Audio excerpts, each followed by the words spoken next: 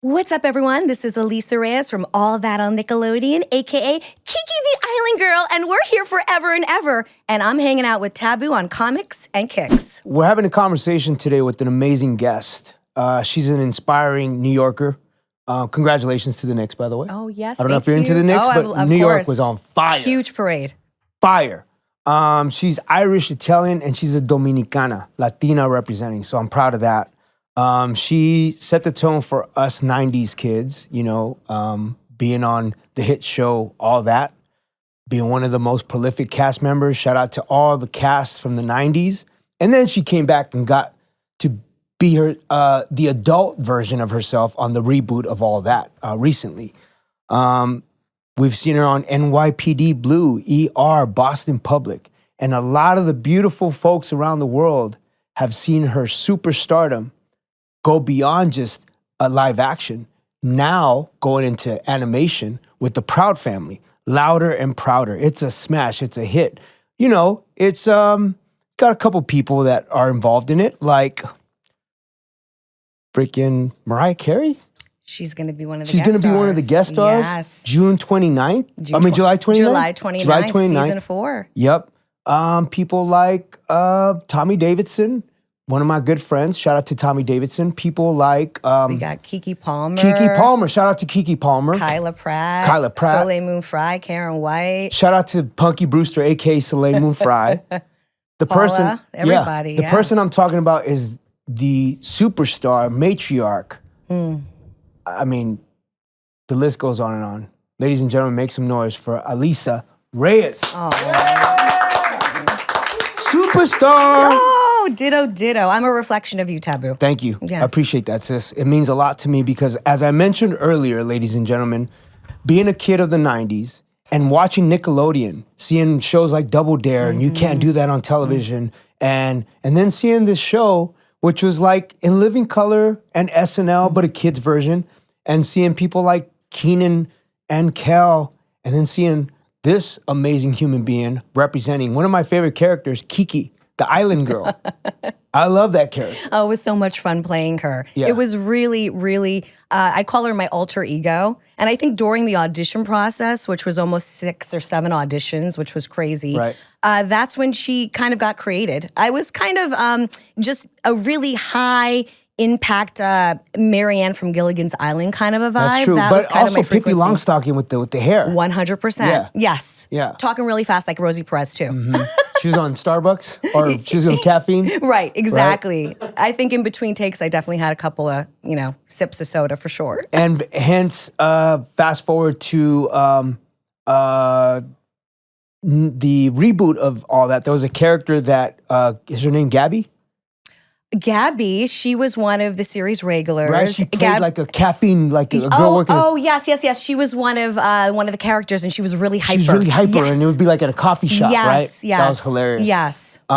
Your co-star in that banter back and forth, Fran Kirkland, a.k.a. Lori Beth Denberg. Yeah. Yes, she was amazing. She was like a sister to me, and when we reprised our roles on the reboot, which was really a full circle moment. Years? Yes, and dope. Honestly, they only brought back a couple of us, and I know the fans would have loved to have seen all of the people that were there during their tenors, but it was a special moment. My joke was like, I hope we still fit in our costumes, but we did. Yeah. I mean, Kiki had to get some extensions a little bit and maybe some eyelashes or whatnot, but it was like we didn't miss a beat. That's so dope. It was so fun. And then we passed the torch down to the new cast. Yeah, shout out to the new cast because they did great. But I'm going to stay in the 90s because not only was it revolutionary to have these kids doing these skits, having these amazing actors and actresses, but seeing freaking Usher and, a TLC doing the theme song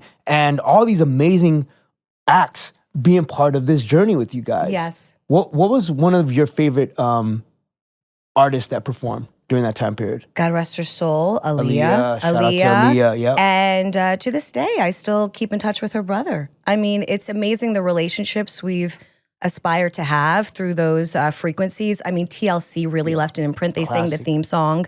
All that? Yeah. This is all That's that. right.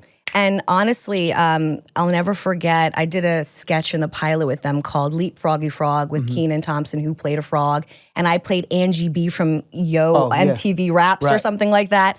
And TLC performed with us, and they had little things in their hair, these little scrunchies, and Left Eye gave me one. And I'll never forget, I saved it. I still have it, especially after she passed. I mean, I feel like during that time frame, the vibration was so magical, which is, I feel so needed in this day and age right now. Yeah. I love this nostalgia. This show's about nostalgia. The 90s Nickelodeon freaking lore. Yes. Going to the Nickelodeon studios, whether it was in Orlando or here in Burbank, like, it was magical. 100%. Because again, the green slime and just the synonymous with fun, and everything was all about being present. What was one of those moments that you can think of back then that really set the tone for, man, I'm living a dream right now as a kid actor? I think when I got off the plane and I was taken with my mom, God rest her soul, to the trailer to meet the whole cast. We had to go straight off the plane, and I was Orlando? I came from Manhattan, New York. I was the only one cast out of New York. Yep. We went straight to Orlando at Universal Studios, got taken to the school trailer, and I met everyone at that moment. And when I met everyone and we had our first table read and we rehearsed, I knew that we had like the Midas touch. Magic. I knew we had magic. Yep. And I knew as long as we just stay grounded and present and kept like just that inner child frequency, that the show would take off. Hence why it became so successful 10 years later. It was so dope seeing like your contribution, because I mean, there's so many memorable characters. One of the episodes that stands out, you got to work with one of the most iconic physical comedians, Chris Farley, rest in peace. Yes. Chris Farley, Kenan Thompson, the Randy and Mandy skit, and your character was Sandy, right? Sandy. Yeah. Who liked a dollop of chocolate. She did. Oh yeah, the chocolate. Yeah.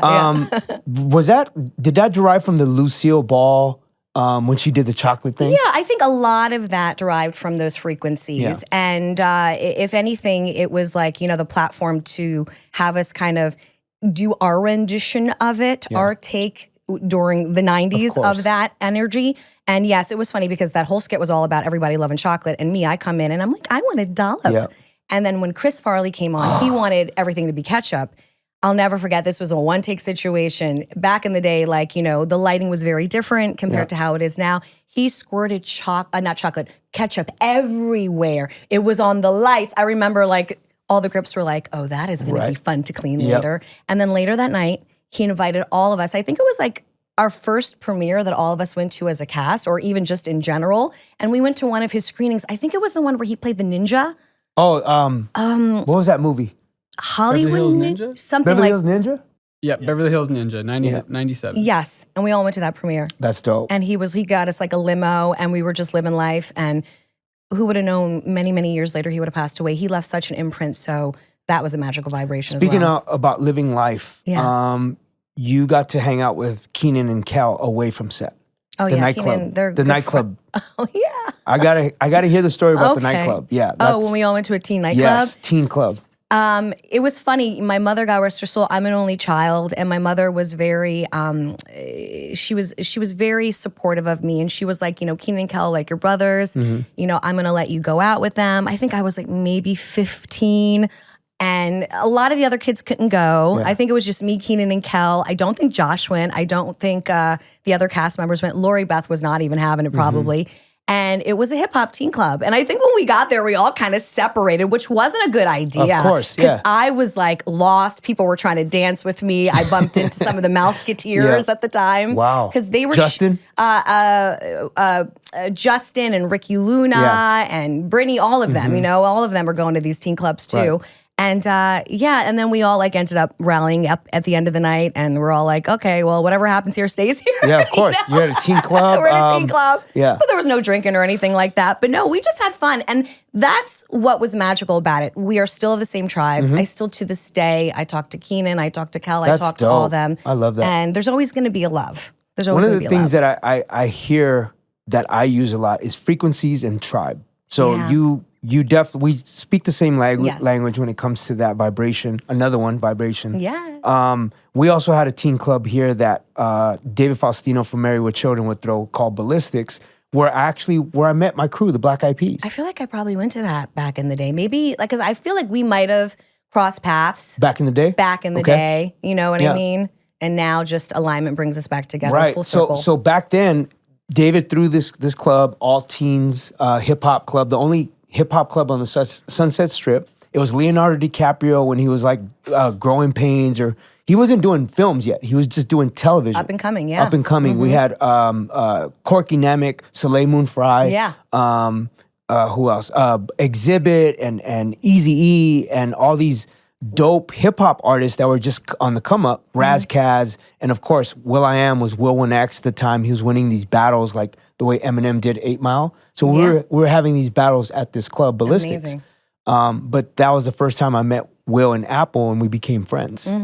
So we kind of shared that same dream of like, yo, we're with our peers, the Musketeers. We had freaking, musicians and actors and actresses all going through these trials and tribulations of learning what Hollywood was like. Was there ever a moment where you felt like discouraged that you were gonna continue this journey? I think my mother always did a check-in with me and was like, are you happy? Do you want to stay doing this? Or do you want to just go be a kid? Because a lot of people go, do you have any regrets? No, I would do it all over again. Dope. But without a doubt, I missed milestones. But that's okay, because then I was able to go to other people's homecomings and proms. I went to a school called the Professional Performing Arts School in Manhattan, and I majored in musical theater, and it was equipped for actors like us. Like I went to school with Claire Danes and Alicia Keys.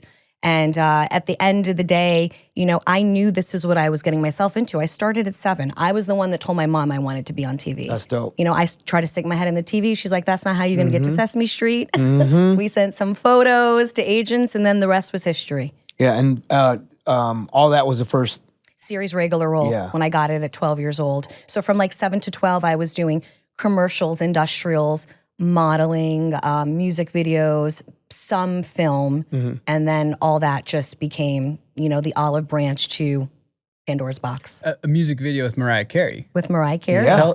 Yes. That's dope. That was one, and it's so full circle. Well, it's funny because how IMDb tells you your, CV and whatnot. The only other person listed for that video is just me and Mariah. Like nobody else existed. Right. No one else existed. No just one these else two. existed. Yeah. Just me and Mariah. That's dope. Yeah, I love it was that. Cute.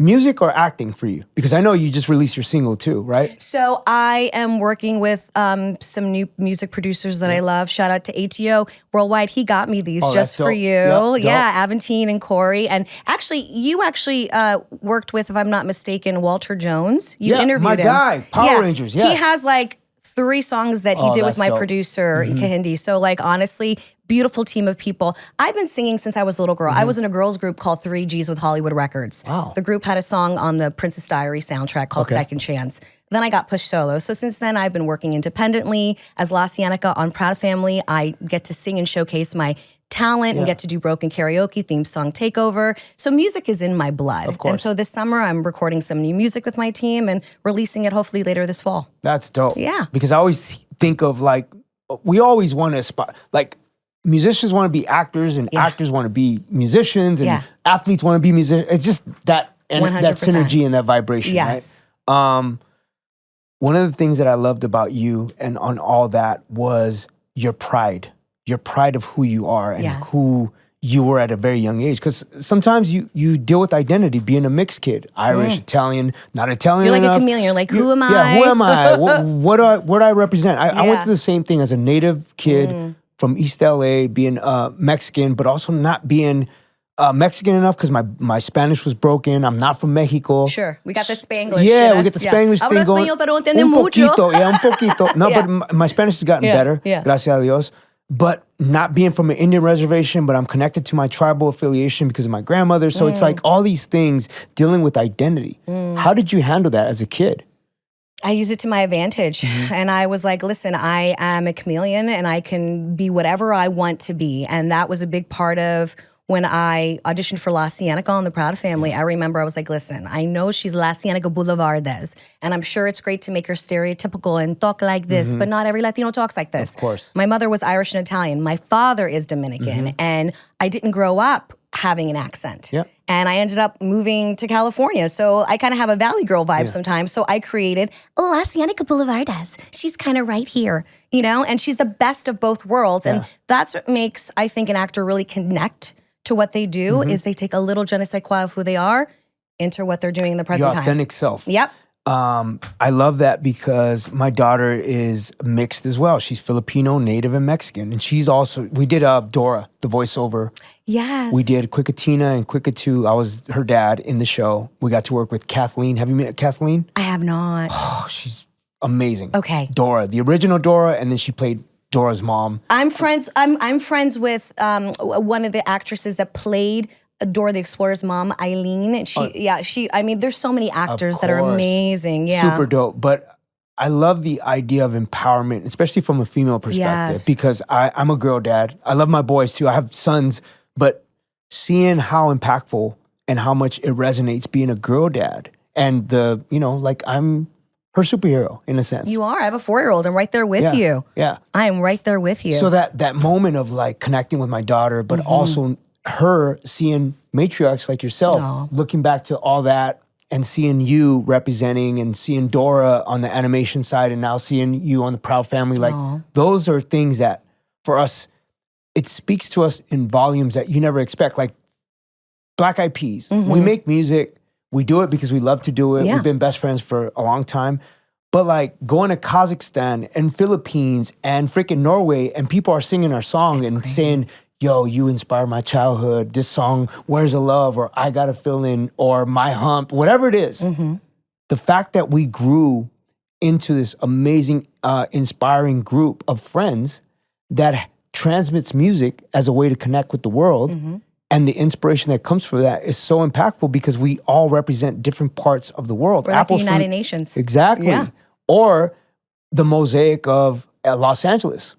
Filipinos, Mexicans, Black, Native American, all this beautiful cultures. Yeah. Yeah. We get the best of it all. We do. Was there ever a moment on all that you felt like you wanted to be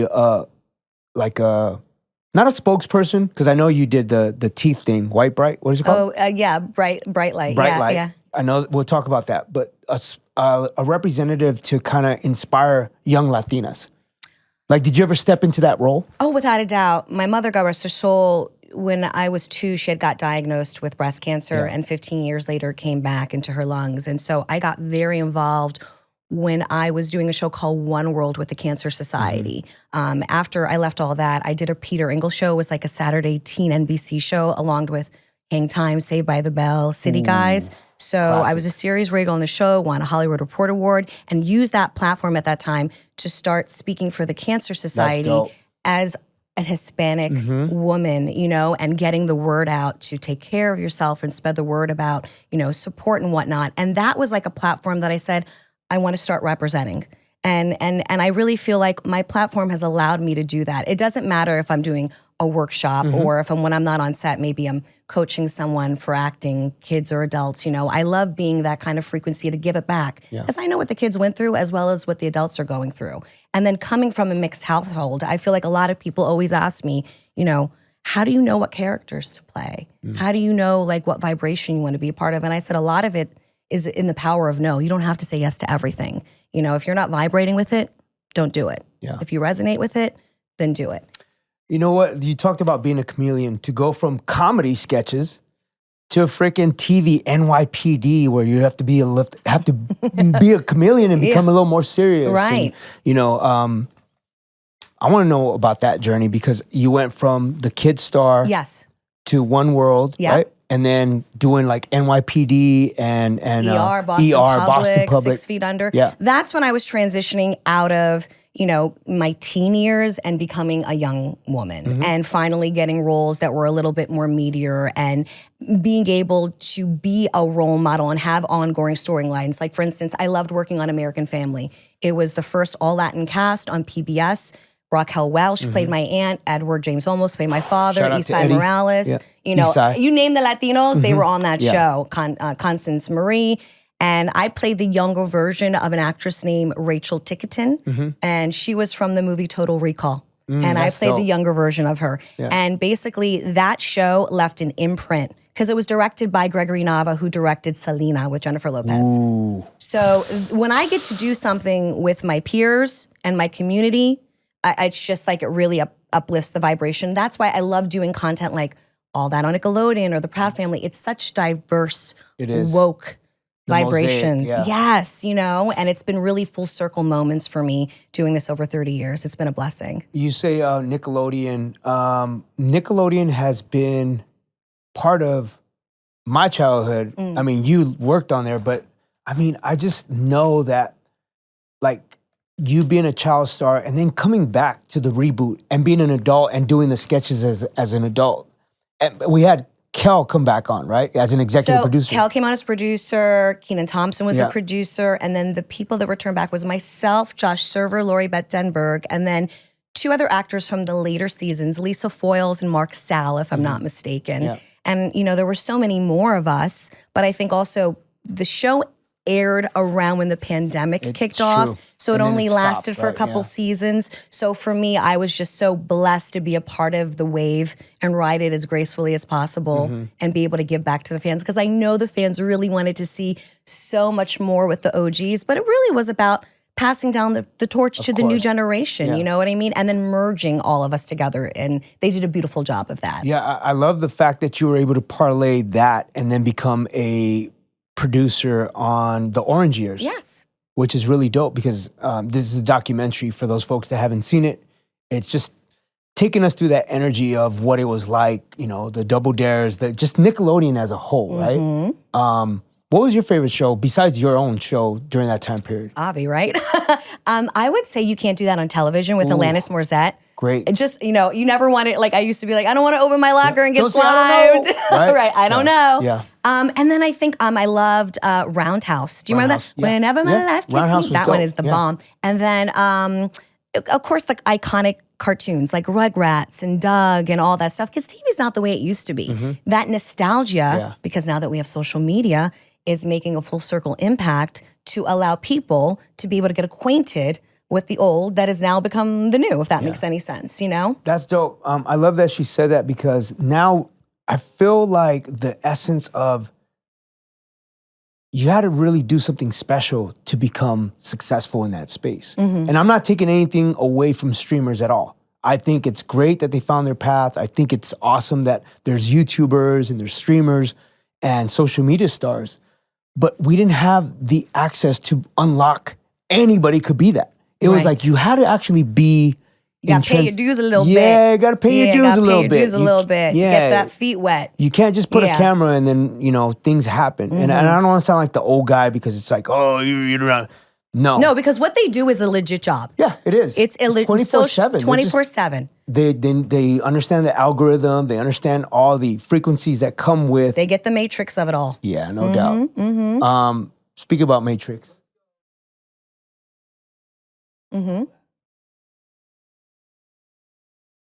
I know you talked about it a little bit, but the audition process, because you said your mom took you from Manhattan to So yes, To my Orlando. mother was with me 24/7. It was just her and I. But the audition process was in Manhattan, New York, where I'm from, and it was about 7 auditions.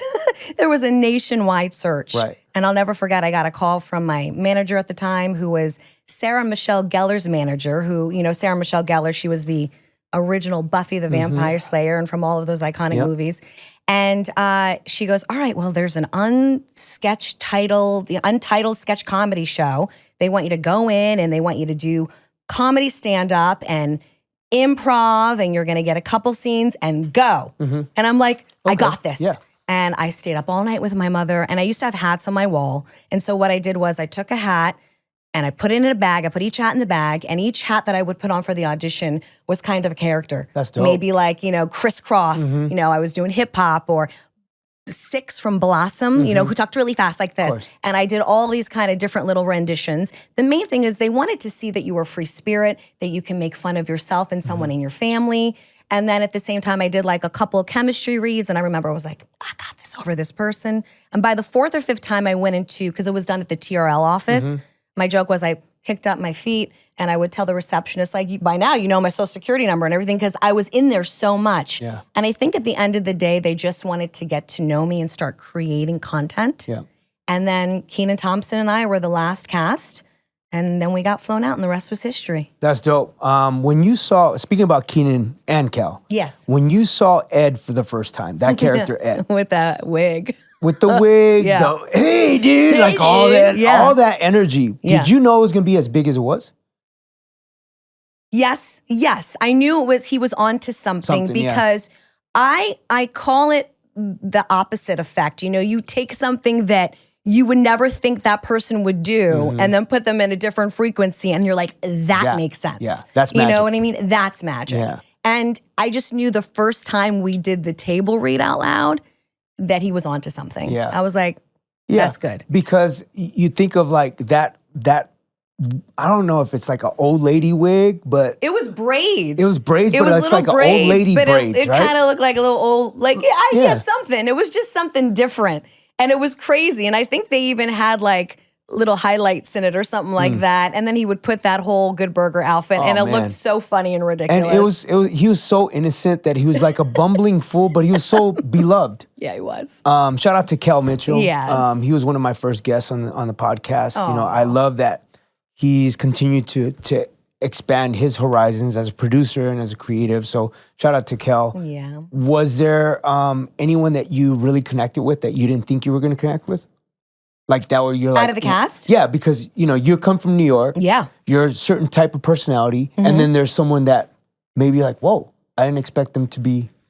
I think like at the end of the day, it's not that I didn't expect, but you just don't know because you all live in different places. Kenan Thompson's like my brother. Yeah. I can talk to him about anything. And when he's in town, we always get together. Now that we have kids, it's just beautiful that we have families, and we're even working creatively together on some things. And I just think like it's nice to be able to collaborate with people where there's like no pressure and it's just nothing but love. I mean, even Lori Beth Denberg, whenever I see her, it's like we picked up from where we left off. Even Josh Server, he's like, you know, the brother I never had. They all are. Kenan Thompson made fun of me and Apple. Why? It's Our Time on SNL. Okay. So he was a chubby Apple from Black Eyed Peas. Okay. And I believe it was Andy Samberg played me. Okay. And they were like, it's my time. Miley Cyrus was Fergie. Oh, that's cute. And then Jay Farrell was Will. Oh my gosh. And it was saying how Fergie and Will always take the shine from Tab and App. And now it's our time because Fergie and Will are doing their own thing. And it was like this whole episode about now it's our time. Yeah. But Kenan was was Apple. So shout out to Kenan for making fun of us and making us look like fools.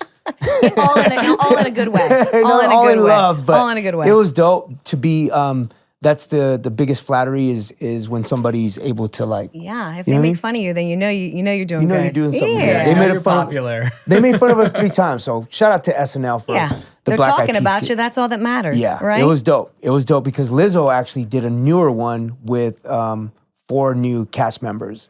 They're forever evolving over there. Dude, It's crazy. it's crazy. Favorite sketch for you? Of course, Kiki the Island Girl. Yeah, fact. I already said it. Yes. It's so dumb, dude. I already said it from the beginning that is the dopest one. It was so fun. I mean, realistically, every time in the sketch we're supposed to be saved. Exactly. And then I always ruin it. And then I sing forever and ever. And Exactly. everybody loves it. And it's crazy because we only did, I think, like 6 or 7, 8 sketches in its lifespan. And then when the reboot came back, it was stellar to reprise our roles. And then we passed it down to the Island Boys. So I'll never forget, I had to teach the new cast how to get into the rhythm of singing forever and ever. I did not know that song was going to be complicated to teach. I guess there was a rhythm was that a I had. cadence, But Chingoon, he did so good. yeah. He did it. DJ Salad. DJ Salad. Yes. And Classic. then the other sketch was, I was actually in talks to have Vital Information, which was played by Lori Beth Denberg. Right. She would sit at the desk. Oh, yes. Vital information Yeah, for your everyday life. So that would have been a little different for me if I would have played that. There's always a lot of sketches that you go, that would have been fun if I would have played that. But then I believe like God has a plan for everyone. Yeah. So what sketch was meant to be yours Right. was yours. And how did like the sketches come about? Did you guys help kind of create them? Were they written for you? Did you come up with the characters? I would say it's not necessarily like an SNL vibe because SNL, you actually have to write your content and pitch it. But I think throughout the audition process, what transpired was they got to know us individually. Yeah. And then as actors, we created relationships with the producers and writers that we were to kind of able to chime in and be like, hey, this might be a fun idea, or can we spruce this up a little bit? And they took that into consideration. And I think throughout the years, a lot of our ideas were implemented into our sketches. Hence, Ed. Yes. Hence, Ed. That was his idea. Yes. Hence, the coach.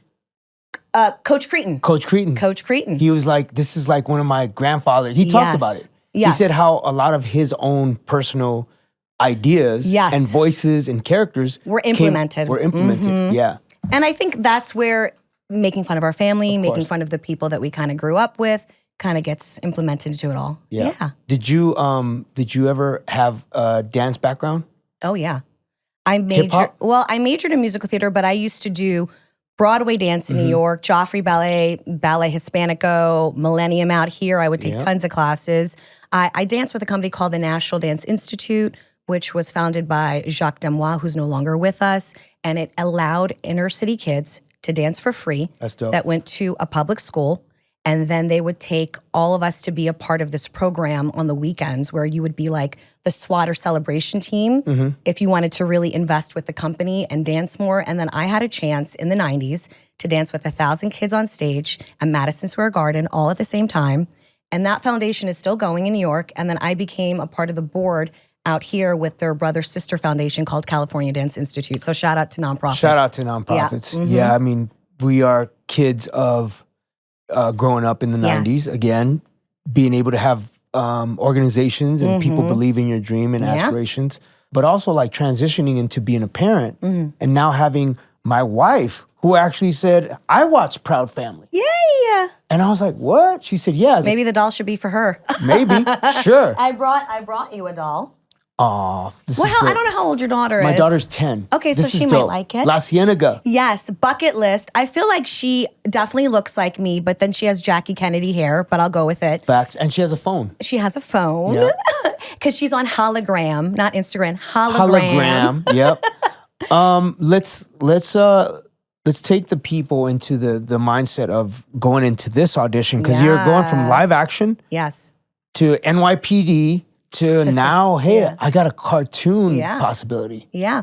I got the call from my agent that was like, Disney is casting an animated show and they really would like to have actors that are also live action actors just because of performance wise. Plus they also wanted to do a lot of marketing and branding with the show. So when I went in to meet with Bruce Smith and Ralph Farquhar, Bruce Smith is the creator, Ralph Farquhar is one of the EPs, and Calvin Brown's the producer of the show.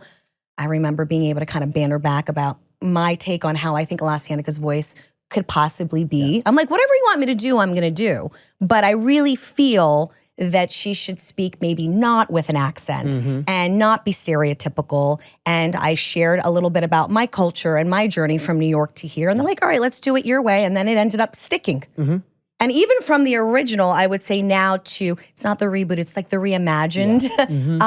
LaCienega's voice, I think maybe got just a little higher in frequency because every time a show comes back, there's always like a little elevated a little tweak to it. Yeah, because I remember listening back to other episodes, I was like, I think she might have spoke a little lower. But, you know, teach his own. And over time, you still grow in puberty, you change, you know, because I started the show like I think in my late teens. And now I'm a full-grown woman. How many seasons? So. 4th? We are on our 7th season, but it's theoretically the 4th season, but it's our final season. Ooh. It's our final season, but we have a Christmas special coming out this year that's a stop motion, kind of like Gumby. Yes. And let's just say it's not goodbye, it's see you later, because we are part of the Vault, the Disney tribe and family, that I have a feeling there will be other things in the works that will transpire. That's dope. And, spin-offs? you know, you never know. Never know. Yes. LaCienega would be fun, right? That would be dope. That would be dope for the Latinos. Exactly. And when you say Disney, it's very... and then you got to come play. I'm down, 100%. Disney is part of my upbringing because I worked at Disneyland in 1994 to 96. Stop. I was a custodial worker. So Amazing. during the day, I was working, picking up horse manure, picking up trash. And at night, I was pursuing my dreams with the Black Eyed Peas. Keep it humble. I love it. I was chasing my dreams, but still having to have my 9 to 5. And Disneyland gave me that opportunity. So when I think about Disney, dropping phones, making noises while we're doing a podcast, I just feel like it makes me feel like a kid. And how I was as a teenager. Inner child galore. Inner child glow. Yeah. 100%. And there's not enough of that for us. I'm trying to remind myself to breathe. I'm trying to remind myself to stay centered in the midst of this organized chaos, because half the time I'm like, I don't know what is happening in this world. Yeah. I cannot watch the news anymore.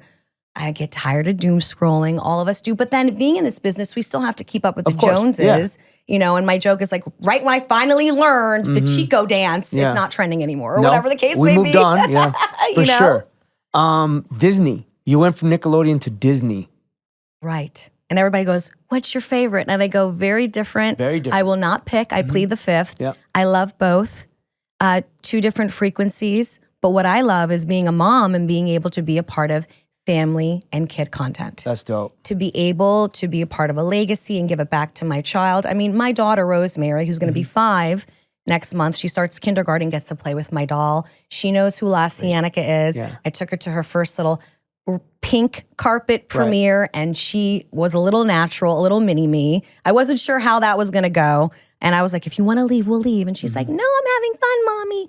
And it's just amazing to see your child to be able to watch something that you're on, because a lot of these programs are not kid friendly. So that's what I love about that too. I think just to add to your experience, I think that's why I wanted to do Blue's Clues. I was in the Blue's Clues movie. That's why I wanted to do Dora, because my daughter, and then I got to bring her aboard to act with me and be, you know, my daughter on the show. And then we did this song called Stand Strong, and now she's part of the Jordan campaign. Amazing. Which is her living her experience as a 10-year-old girl, inspiring other little girls that look like her, using these beautiful opportunities with the Nickelodeons of the world, the freaking Jordans of the world, so that we can bring eyeballs to empowering young girls and letting them know, like, yo, you don't have to be, you know, TNA when you grow up. You can have fun. You can be part of sketch comedies. You can do wholesome, loving things. And I know it sounds very kumbaya, but it's not.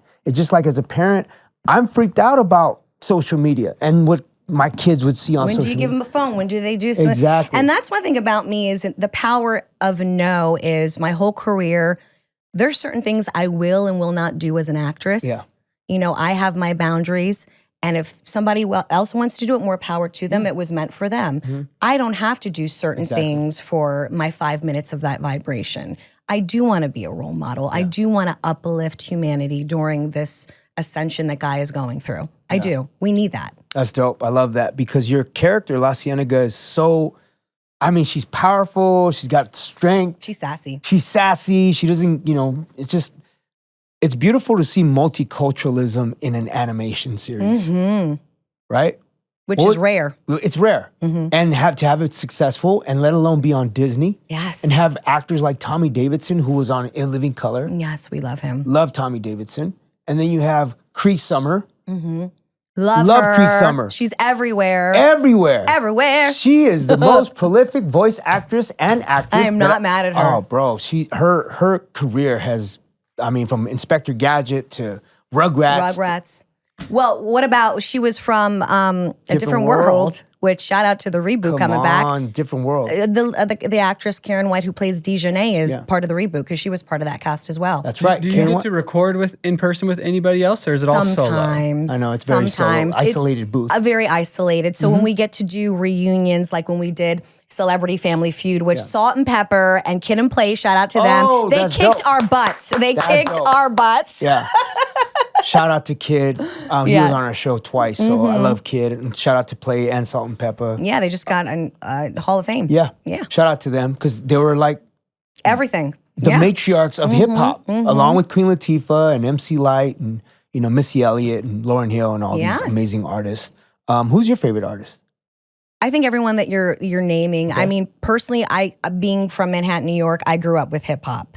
Hot 97, home Yep. of the hip hop. Angie Martinez. Angie Martinez Yep. on the mic. I grew up with, of course, like, KRS-One, Ooh. Nas, Method Man, Tribe Called Redman, Quest. Tribe Called Quest, De La Soul. De La Soul, MC Light, Biggie Smalls, Foxy Brown, everybody, Lil Kim, all of them, right? We grew up with all of them. That's dope. But then every now and then in my CD box, Mm-hmm. I would have the Real McCoy and the B-52s Yeah, Love and, Shack. CNC Music Factory, Michael Jackson. Michael Jackson, Janet Jackson, What a great movie. Sade. Ooh, I just mentioned Sade earlier as my sure did. I would geek out moment. I need some Sade in Right? my life. Yes. Like we asked the question was who would you fan out with?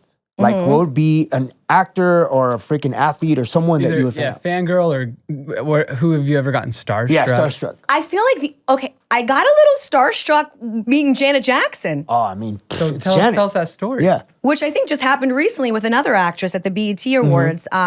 She was like starstruck. I don't know, but I was at an NSYNC concert, and I think maybe they were opening up for her. Yeah. And this was in Vegas, and I was backstage, and I got a chance to meet her, and it was like an out-of-body experience. course, And yeah. that doesn't happen to me often, but there's just a certain energy that she has, this goddess course. energy. You She's know what I Jackson, mean? yeah. But luckily, I still remembered my name, and we talked You're a like, little "I'm bit about like poised." all that on Nickelodeon. It was Yeah. cute. We had a little moment. That's dope. But yes, Because Janet, like, we know her for her music, but she was also Penny on Good Times, and she was also Yes. Charlene, Willis's girlfriend on Different Strokes. different strokes. So her catalog is not just music; it's also TV. And then she did Poetic Justice and The Nutty Tupac, Professor. So yes. she's just the all-around triple threat. I will say I was a little starstruck when I met Tupac. I went to MTV Music Awards with my mother. And MTV is affiliated with Viacom, which is Nickelodeon. So I got invited. And I'll never forget, Tupac was just standing there with his bodyguard. And my mom's like, you go up and say hi to him right now. Yeah. And I'm like, oh my God, what am I gonna say? And I just was like, I'm Alisa from All That Nickelodeon. I really love your music. And he's like, thank you. And I was just like, hey, I didn't even have, we didn't have phones back then. I Yeah, of probably had course. like a Polar, like a Kodak. Can I take a Yeah. picture? Yeah. Tupac, Biggie. I mean, that was such a classic era, and it's sad that they were so young and passed away. That was my first concert, Biggie Smalls. Once again, my mother took me. She's like, I'm not going in. I'm standing at the side. Wow. I don't know exactly what he's saying, but I can understand him. Yeah. So that's good. Biggie. Uh-huh. And who opened up for Biggie? Was it 112? Okay. Might have been 112. But yeah, I was not So For Real. We had So For Real. I loved them. They Ooh. were on All That. Everyone that was on All That. My daughter played So For Real. She played My Every Little love Thing I found- Do. Yeah, you're on my mind. I was like, So For Real? She's like, yeah, Dad. I'm like, dude, you're 10 years old. She's like, so she's a student of TLC Well, and So For my Real. daughter's obsessed with Girl Like Me songs. She won't stop listening to Oh. this. Shakira? Yeah. I told her you were interviewing me. Oh, She's that's like, dope. tell him I love him. Oh, thank I you. I'm will. gonna send I her a will. little video. Okay, thank Little you. video shout out. 'Cause Okay. that's dope. I'm glad she likes. She's learning Spanish because of you. Oh, she is? Yeah.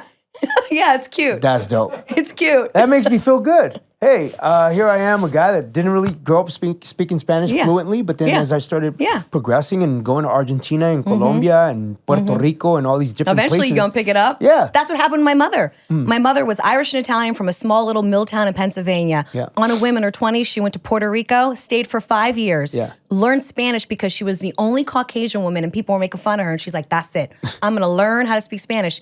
Came back to Manhattan, New York.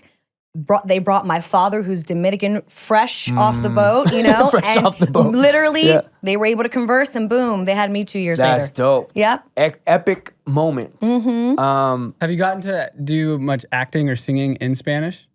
Yes, I've done some stuff in Spanish. And I just, I need to practice it a little bit because when it comes to speaking fluently, that's not exactly like 100% my area, Yeah. but I can speak it on camera. course. I've spoken on movies. I've done a couple of lines in Spanish as LaCienega. Yeah. Yeah, easy peasy. Beautiful That's cover dope. girl. LaCienega, is there an episode that really stands out Yeah. because you're like reminded of your childhood through her eyes? A couple things. One was a quinceañera episode. Ooh. Oh. I didn't have a quinceañera, so I course. lived vicariously because I'm Dominican, Irish, Italian. Yeah. So it wasn't very common. Well, I don't know. I mean, I know that it's more, I don't know really what ethnicity it falls down in Right. line. Is it more Mexican? Is it more? It It might be across the board. Yeah. You know, Yeah. whoever wants to celebrate it. Yeah. But I was raised predominantly by my Irish Italian Okay. side of the family. And so I would say I lived vicariously through that episode. Also, LaCienega, she is like living in a mansion. She is. Her mom's a cop. Yeah. You know, so like she's living the life. So I do call it a little bit of my alter ego. And then there was an episode where it was called, I think, A Perfect 10, where I don't have big feet because right now I'm in a 6.5 in my, what do they call it? Jordan 3 retros. Yeah. But she has duck feet, she has duck LaCienega. feet, yeah. So it was funny. I had someone recently come up to me, this beautiful young girl. She's probably like in her 20s. And she's like, I just want you to know that episode. I have big feet and I'm Latina. And I really, really related to that. And I was like, okay, good. I'm glad that it touched somebody. resonated with Whatever somebody. floats your boat. Yeah. You know, you just never know. How do you feel about this new season with all these amazing added additions? Kiki Palmer's of the world and freaking Yeah. Mariah, and I saw somebody else that was like, whoa. We've had Lizzo before. We've had a lot of, yes. You've had some like A-list Yes. musicians Yeah. and actors and actresses. What is that? Because you're embedded in the freaking show, but having all these other added bonuses just brings a highlight to elevate Well, the they game. want to be on it. That's That's dope. what's amazing is that these amazing artists are showing interest by contacting, you know, the team that they want to be on it too. I think we would probably have a lot more people, but you know, there's not enough hours in the day. So anyone that we're able to get just uplifts the vibration. And it just goes to show you whether they're an athlete, whether they're a singer, whether a dancer, it touches all humanity. course. This show was very and has been very awoken. We talk about LGBTQ community topics. We talk about Latinx. We talk about activism. I mean, the list goes on and on. There is no fear, I think, other than fear itself. And it allows us to kind of put our phones away. It's for like 6 to 60, 8 to 80. It's a co-viewing show. So, you know, families that never saw it before and they're like, oh, we don't know what it is. Sit down. This is a must watch. Season 4 is coming out July 29th on Disney+. Woo! Let's go. You Let's know? go. Let's go. Yeah. I'm excited about that. My birthday's next week. So, Gotta have a big celebration. yeah, July 14th. I'm 51 this year, which is dope. That's I a love good it. one. That's a good one. 51, feeling great. I'm feeling 21 every nice. day, all day. That's beautiful. Forever. Forever and ever. You know, I embrace the 51 because I love being a representative of what you can really aspire when you overcome addiction, when you overcome being a teen parent. I had my first kid at 17. Okay. That's my Mexican side. Yay. Just kidding. And I also battled cancer. Nah, a lot Had a of, kid out of wedlock. Yeah. As a teenager, high school, not the most practical thing, and I don't commend that, but I also went through that to be able to understand that my priority was to be able to take care of my kid, Josh, right? At a very young age. That's why I started my career at a young age. I didn't go to college. I jumped straight into I didn't Black go to Eyed Peas. college either. There it is. I got the college of the hard knocks. That's Yeah, life. same. But I'm very encouraging for my kids to understand higher education is important. But go to So college. Yeah. If you want to go to college, go to college. check it out. It's If you beautiful. want to. It's beautiful, and my kids, you know, they're taking that mantle and being first gen to be able to do That's that, which exciting, is dope. I right? love that. It's great. Because did you tour colleges? I didn't. I Actually, no. toured. I wanted to go to Loyola Marymount. Of course, LMU. Right? Yep. That's what I wanted to do. But my career, I've been working as a kid. I was barely able to finish my high school year, but by the grace of God, my mom's like, you get in that high school diploma, because my career really just took off. And when you started, my first day of all that on Nickelodeon was like my first day of 9th grade. That's what I was gonna say. So it was like high school High for you. school. Yeah, So high how school. did you navigate like the puberty and feelings, and did people like date, or was it like not allowed? My first boyfriend, I come back on my hiatus and my friends are like, we're not going to tell you what happened. Like, you know, like I missed so many different, course. so many Time different goes by. things. Yes, you know, but once again, I don't have any regrets. I would rather way more be where I was than in the chaos of all of that drama at school. You know what I mean? I Fame. probably learned way more. Fame. How did you handle fame at a young age?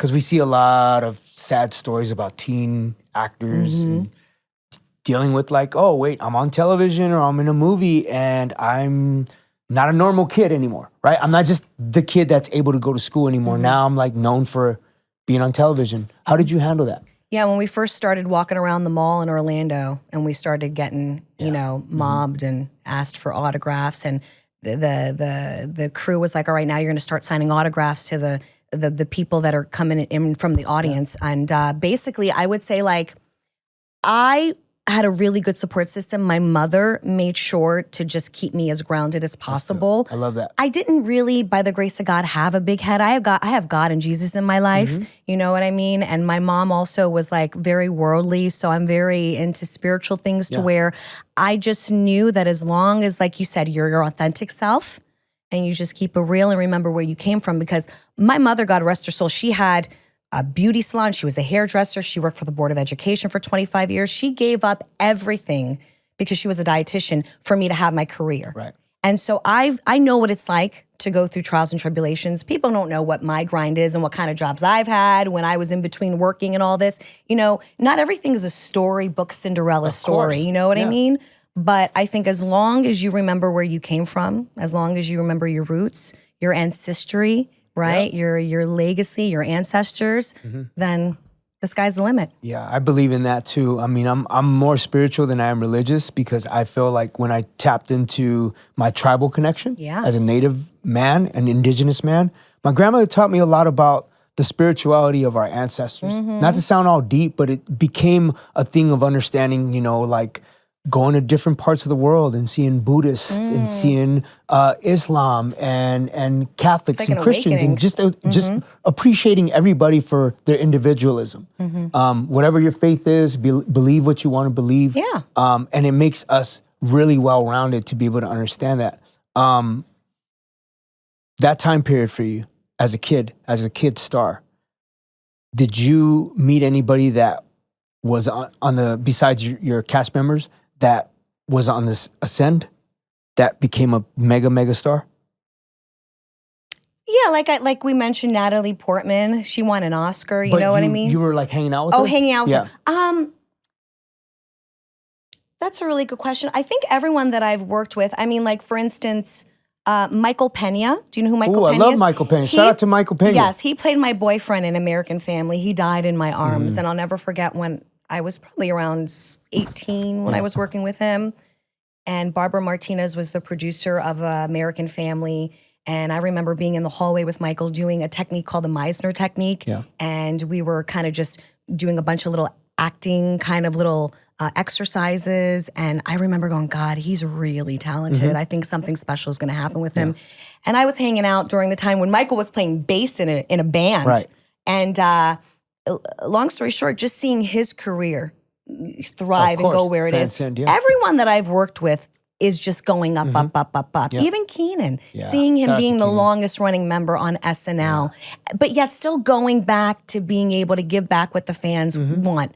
Good Burger, but Good Burger too. Right? Coming back, doing all that, and you know, just keeping that frequency alive. Because at the end of the day, you always got to remember where you came from. You can't forget the fans. Because without them, you wouldn't be trucking. To know where you're going, you always got to know where you came from, right? I want to share a story with you guys because I asked the question about ascending to a next level or next frequency. We were signed to Interscope Records in the 90s, and there was this chubby kid from Detroit. He was a little heavier set kid. He was a rapper that he opened up for us. And he had like a weird style because we had never heard it before. But we appreciated who he was because he was very like shy and chill, but he had this cool tone.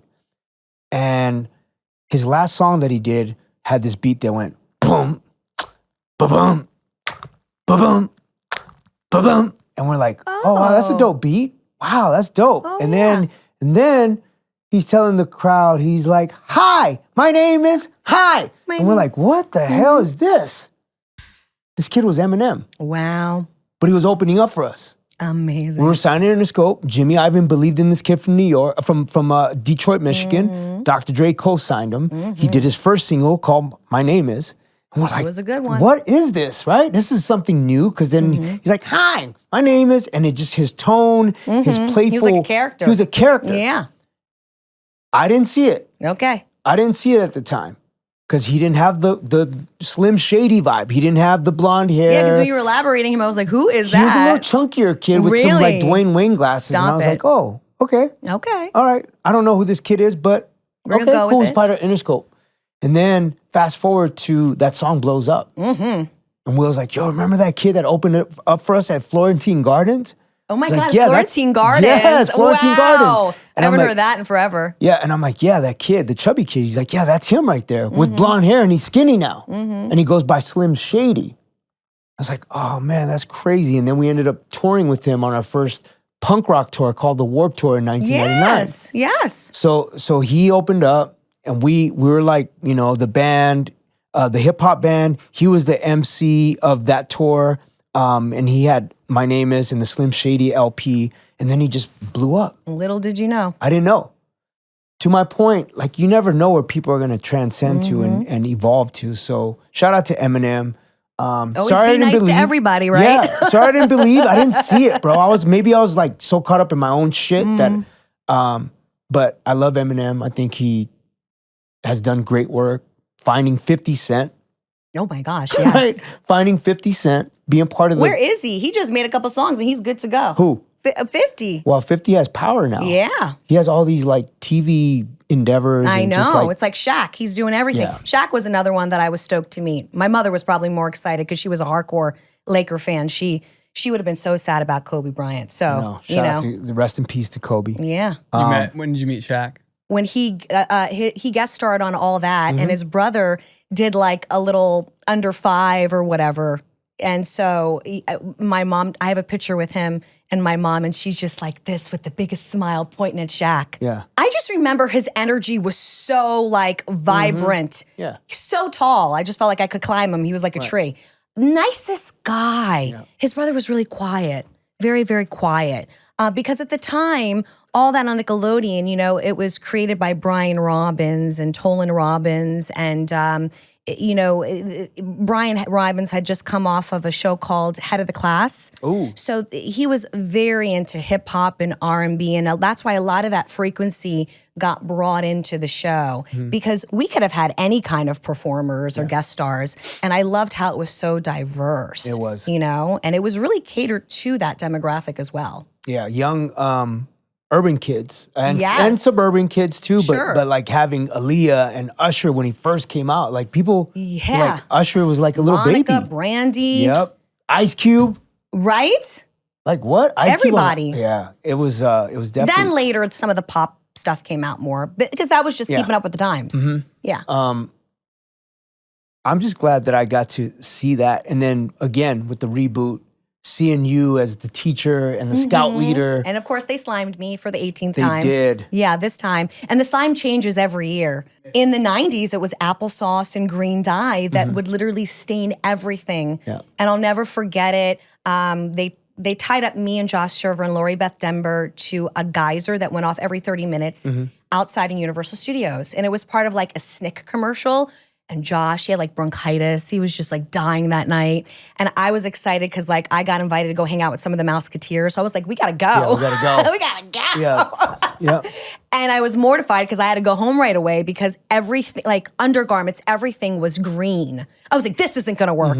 And now when I got re-slimed, because I played a teacher where there was like a volcano that erupted, it was more like that slime that comes now in the kits. Yeah, the more oozy, like it's like gelatinous. ooze. Yeah, kind of like that. Now it's worse. It's it won't all go. in your Yeah, hair. you can't get it out. Yeah. So you know, you either want the green dye or you want the gummy stuff. Yeah, one of you're my- darned if you do, you're damned if you don't. One you know? of my favorite award shows as a kid and as a Black Eyed Pea has always been the Kids' Choice Awards when it was the Nickelodeon Kids' Choice Awards. Yes. Did you attend? Yeah.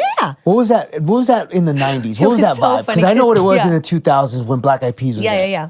So I think our show like won also a Kids' Mm-hmm. Choice Awards. I was kind of bummed because like no one got to keep one, you know, like just the creator or whatever. And I'm like, but we all won. I want one. Nickelodeon, may I please have one? Please give her a blimp. Come on. Please give her a blimp. I'm alumni. But we did a sketch where we have to be on phones, and the phones were like, they look like rotary phones. You Old know, it school, was classic. ridiculous. Yeah.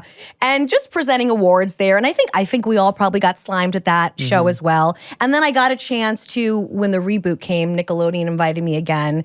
And what I love about Kids' Choice is it's a huge press line. is. It's like a football size, you know what I mean? You have little influencers there that are kids. It's adorable. It's nice to be intimate with the fans too. I actually got to take my wife and my kids a couple years ago, and it was just magical because I'm like, here I am, a fan of Nickelodeon from the 90s, Yeah. and now I'm actually nominated. I didn't win That's okay. this time, but it's all good. Whatever. Yeah, Just got being there nominated. was the win. Exactly. My daughter was so excited, like, Dad, thank you. That was the win. Yeah, that was the win. I also got to take my daughter, my wife, and my kids to the American Music Awards. Oh, that's fun. I've been to that.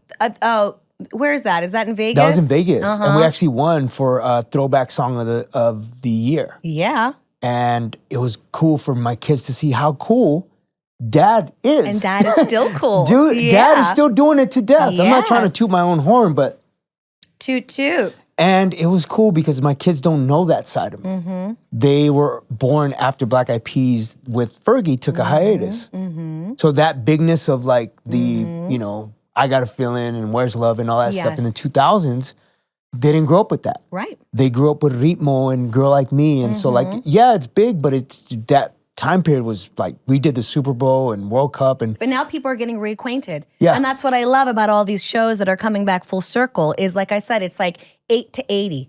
You got the adults and then you have the new generation. So it's like co-viewing. Yeah. Your energy's co-viewing. My energy's co-viewing. Exactly. What we do is co-viewing. It's for the masses. Speaking about co-viewing and reboots and generational, Comic-Con and different cons and panels and signings. Yes. Let's dive What into a that. fun world. What a fun What world. a fun world. It's its own entity. It is. Do you go to all the cons? I've done some. Yeah.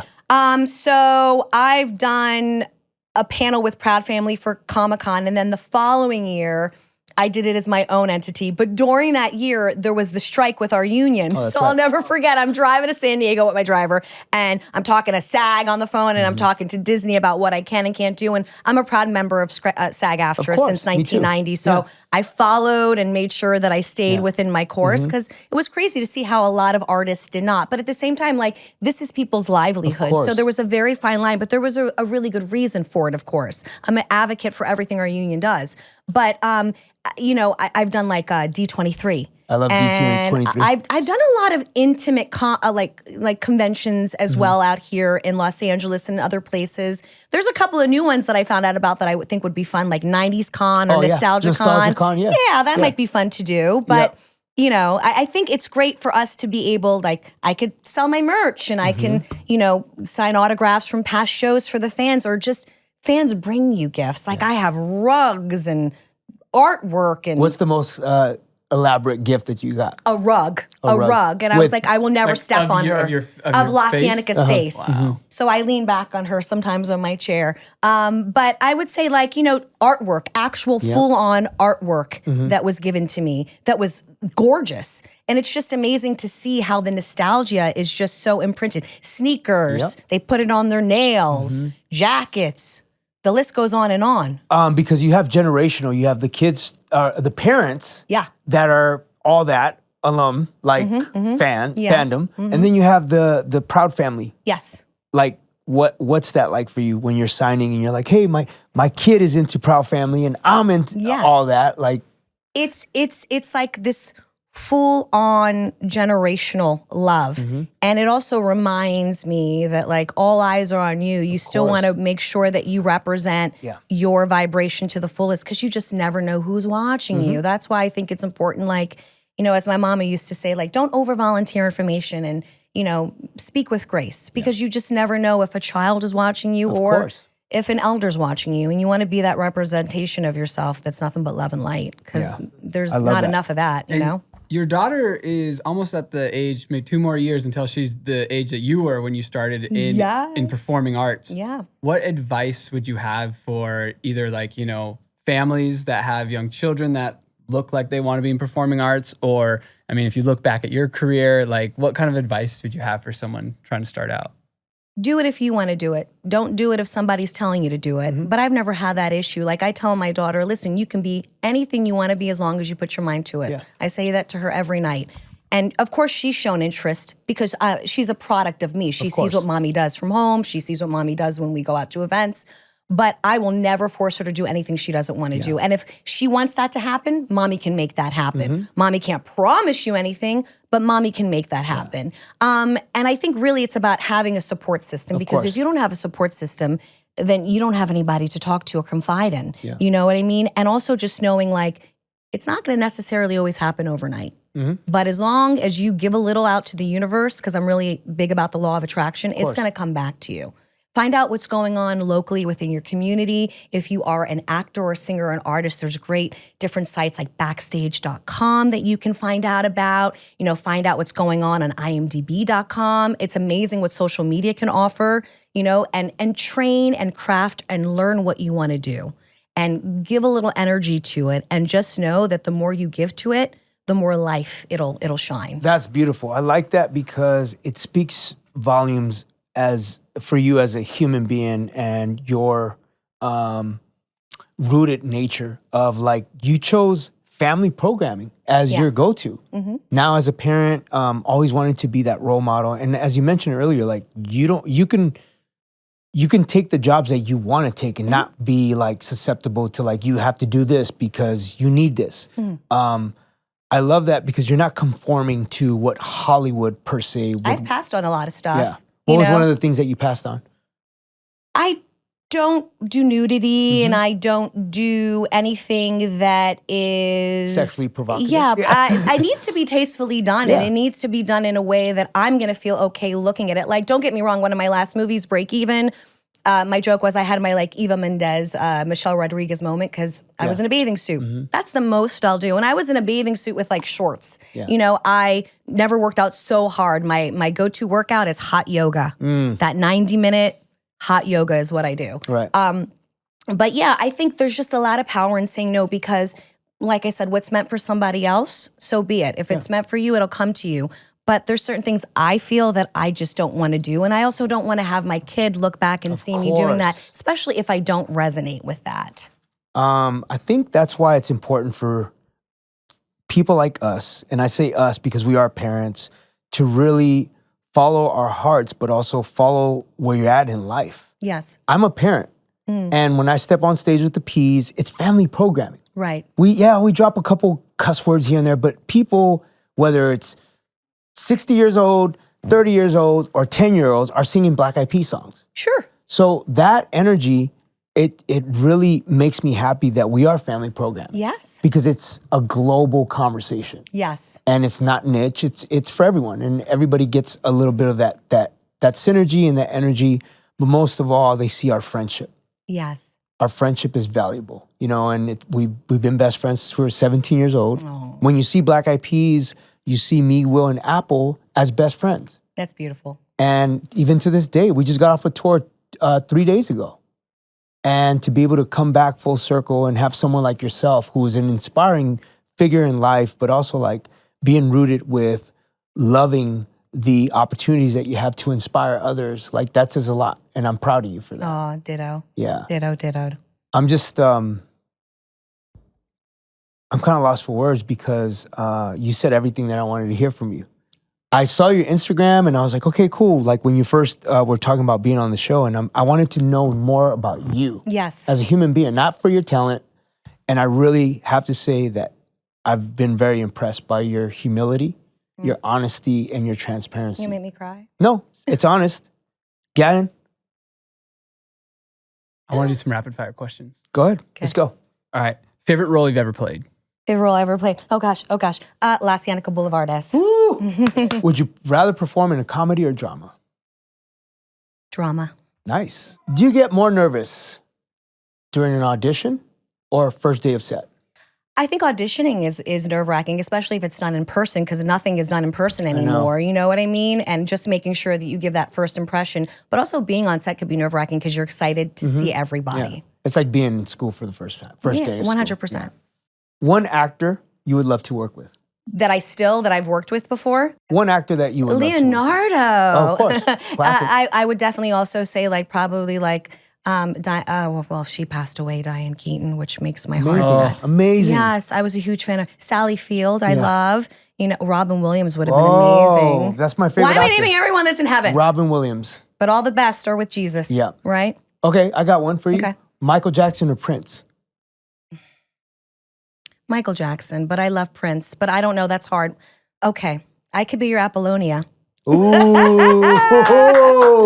Apollonia, Lake I'll never forget, Minnetonka. I was coming down I was at a club, what was it, Ivar or something back in the day, and I was walking down this staircase and this one guy goes, Apollonia, and I go, I'll take it. Yeah, that's, Apollonia. I don't know if you saw Purple Rain because you're a young guy, but. She was mixed like me. She was, what line from either All That or Proud Family do fans quote?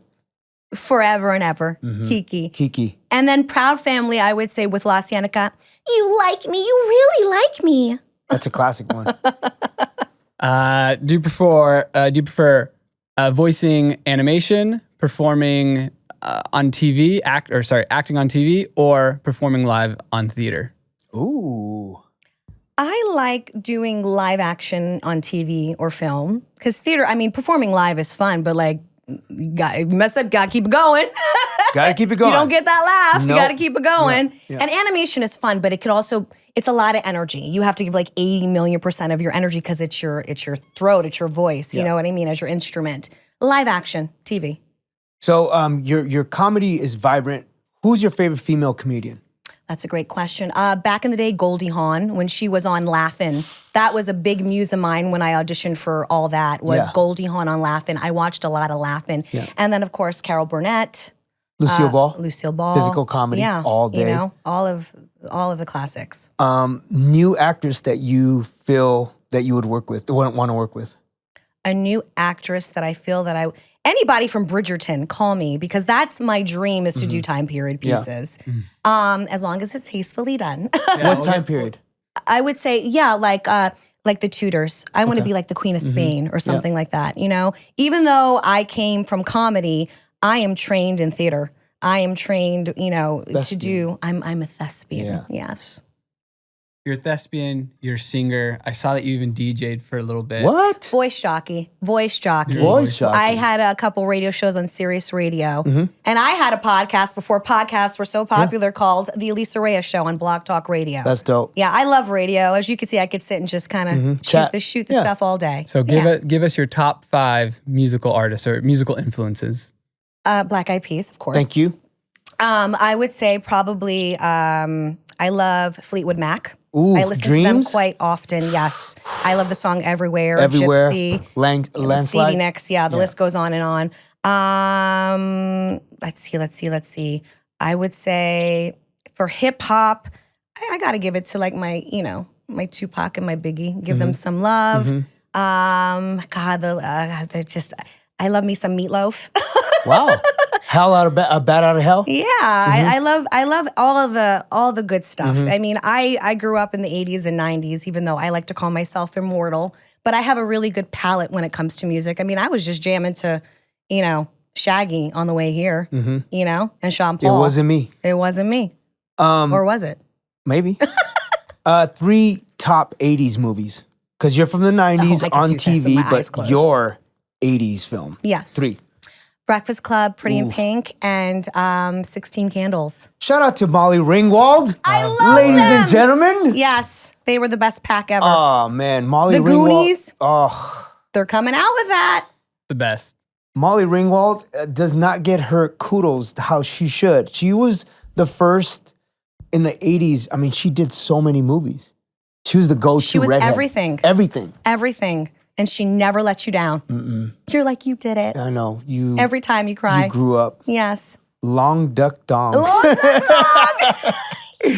Wow. Yeah, man. I try to get my kid to watch it. She's like, this is a little complex. Yeah.